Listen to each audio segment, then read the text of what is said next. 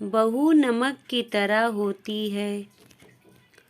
मुरैना भदोही गांव की रहने वाली रेवा इलाहाबाद के एक बड़े व्यापारी का बेटा सरजू के साथ उसका ब्याह हुआ।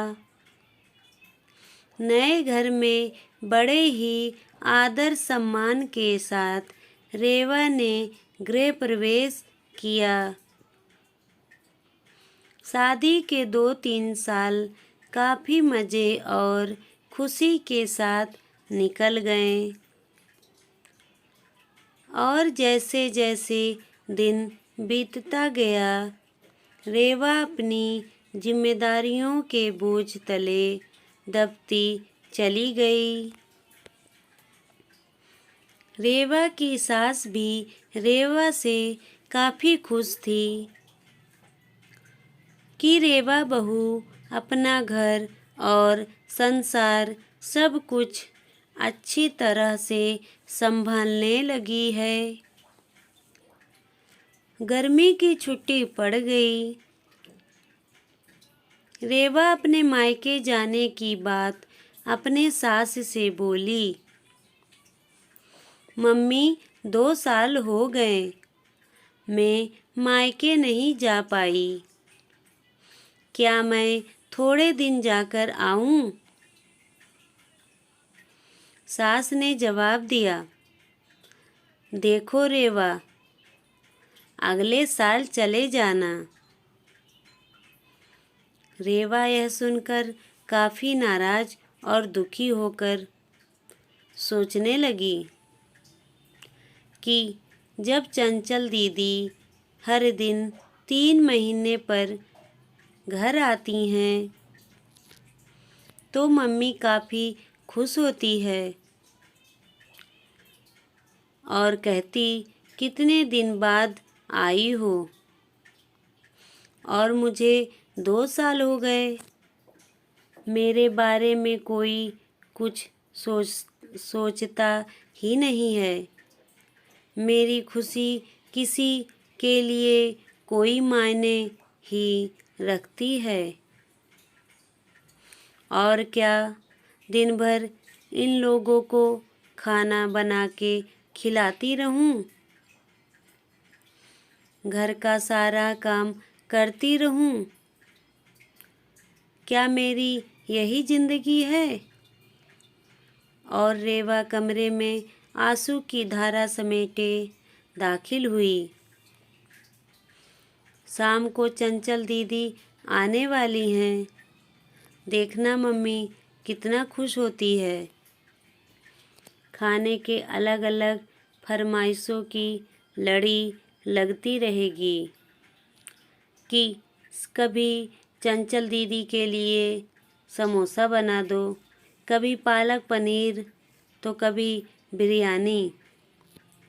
मैं इतना क्यों सोच रही हूँ, करना तो मुझे ही बनाना है।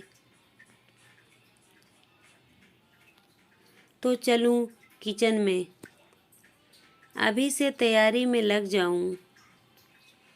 यह सोच ही रही थी कि तभी सास ने आवाज़ दी, रेवा जल्दी नीचे आओ, देखो चंचल आई है।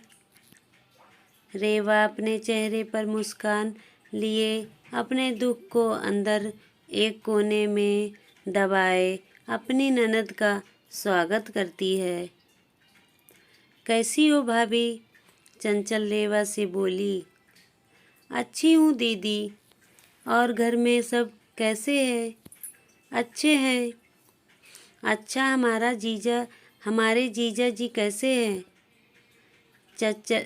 चंचल शर्माते हुए कहती है। वह भी भाभी अच्छे हैं। अच्छा दीदी आप बैठो, मैं नाश्ता बनाकर लाती हूँ। नहीं नहीं भाभी, कुछ मत बनाओ, मैं अभी घर से नाश्ता करके आई हूँ और भाभी केवल 2-3 घंटे ही रहूँगी क्योंकि सास की तबीयत ठीक नहीं है। आपके जीजा जी उन्हें लखनऊ दिखाने गए हैं। तो वे बोले, तुम अकेली यहाँ क्या करोगी? एक काम करो, तुम अपने मायके जाकर सबसे मिलकर चली आओ। सो मैं आ गई। मुस्कुराते हुए चंचल ने जवाब दिया। अच्छा दीदी, रुको, मैं खाना बना देती हूँ। आप खा भी लीजिएगा और जीजा जी और आपके सास के लिए भी खाना बांध कर दे दूँगी। अरे भाभी, मेरे साथ बैठो, बातें करो। शाम तक मैं चली जाऊँगी। खाना तो बनता ही रहेगा। तभी रेवा की सास ने रेवा से कहा, तुम एक काम करो, चंचल के साथ बैठो, बातें करो। मैं कुछ बनाती हूँ। जी नहीं मम्मी जी, मैं बनाती हूँ। आप दीदी से बात कीजिए। तभी कहा चंचल ने कहा, कोई बात नहीं, आप खाना मत बनाओ और मैं आपसे बातें करूँगी। थोड़ी मदद हो जाएगी, यह ठीक रहेगा। क्यों माँ? रेवा की सास बोली, ये भी सही है। रेवा और चंचल किचन में प्रवेश करती हैं और काफ़ी देर तक हंसी मजाक करते खाना भी तैयार हो जाता है।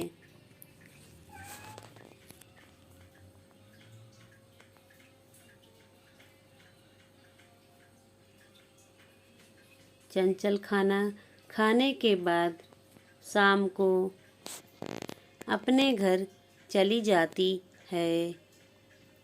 रसोई को समेटकर रात को अपने कमरे में रीवा गई तो सरजू ने कहा कि रेवा, तुम काफ़ी थक गई हो, आराम कर लो।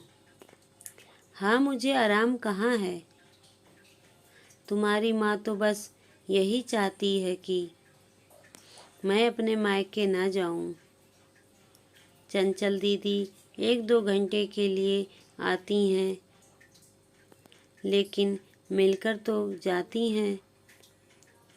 उसमें क्या, तुम भी चली जाओ रेवा, सरजू ने कहा। और देखो, रेवा दीदी भी कहाँ आ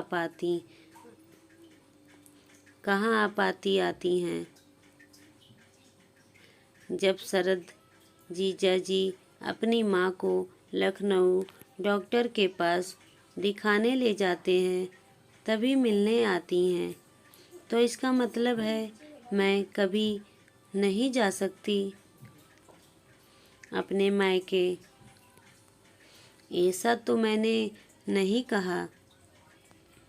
रेवा, अच्छा तुम शांत रहो, मैं कल माँ से बात करता हूँ। तुम अपने मायके चली जाना, ठीक है? तुम तो रहने दो। गुस्सा करते हुए रेवा सो जाती है।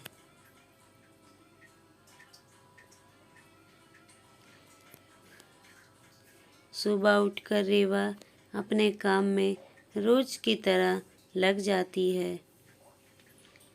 दोपहर में शर्मा आंटी रेवा की सास से मिलने आती हैं और काफ़ी देर तक बातें करती रहती हैं। तभी शर्मा आंटी रेवा की सास से पूछती हैं कि चंचल की माँ, ये बताओ कि बहू और बेटी में क्या फ़र्क समझती हो? रेवा इस सवाल के जवाब का इंतज़ार कर रही थी कि मम्मी जी का इस पर क्या जवाब होगा।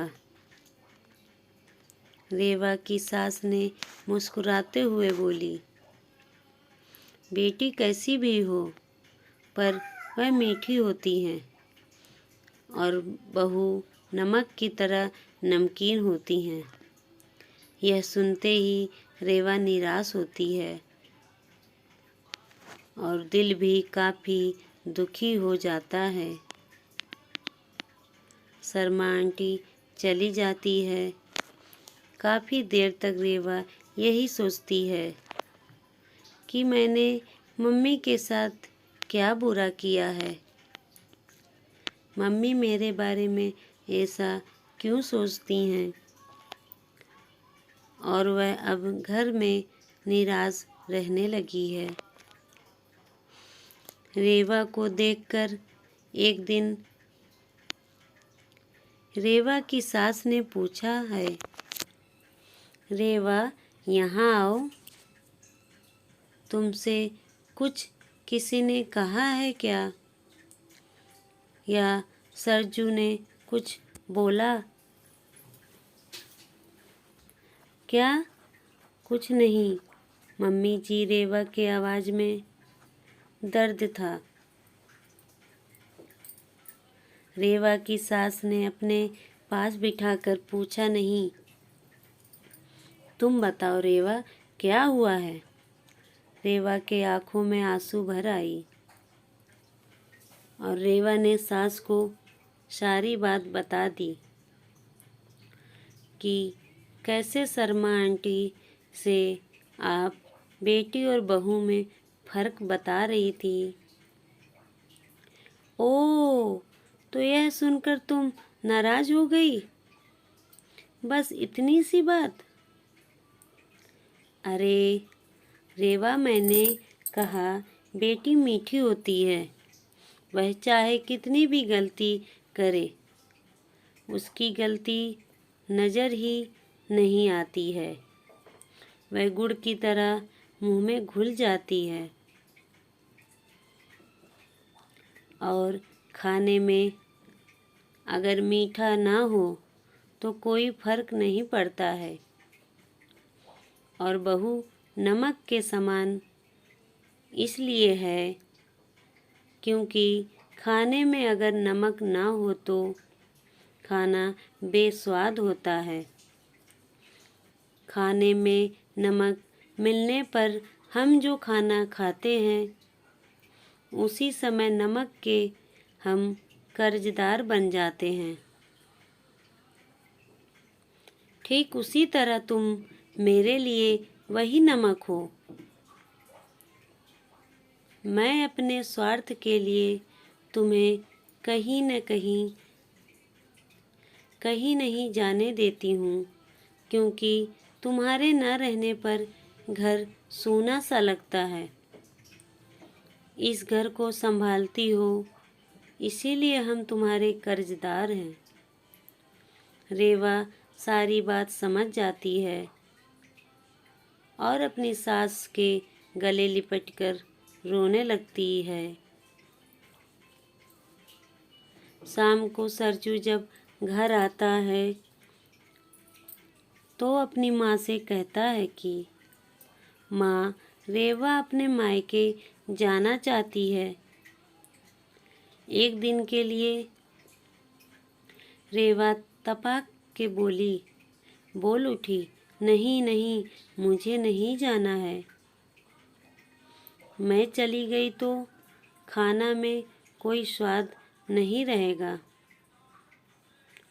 सरजू को कुछ समझ नहीं आया कि कल रात मायके जाने के लिए मुझसे कह रही थी, अचानक से इसे क्या हो गया। सरजू सोचने लगा कि इन औरतों को समझाना मर्दों के बस के परे है। रेवा की सास रेवा के सिर पर हाथ फेर कर रही थी और सरजू एक टक लगाकर रेवा और अपनी माँ को देखता। आज का वीडियो अगर आपको अच्छा लगा हो तो वीडियो को लाइक कीजिए और कमेंट में बताइए कैसा लगा। और हमारे वीडियो चैनल को सब्सक्राइब कीजिए, अपने दोस्तों रिश्तेदारों में शेयर कीजिए और बेल आइकन दबाना मत भूलिए ताकि हमारा वीडियो सबसे पहले आपके पास पहुँचे। धन्यवाद।